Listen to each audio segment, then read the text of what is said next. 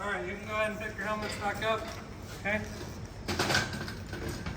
So this is kind of what I want you to look like. It'd probably be just a little bit flatter. I could have slowed down or turned up my heat just a little bit more, just so you kind of have an idea of what I'm kind of looking for.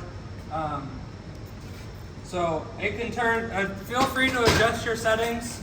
Just know if you grab, the thinner you grab, the lower your settings need to be. Otherwise you're going to burn through it and stick to my table, okay?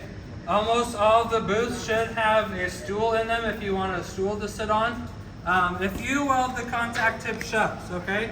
So a couple other things. So if you weld this contact tip shut, please let me know and don't just keep feeding wire out. You might be able to save it if you take one of these MIG pliers.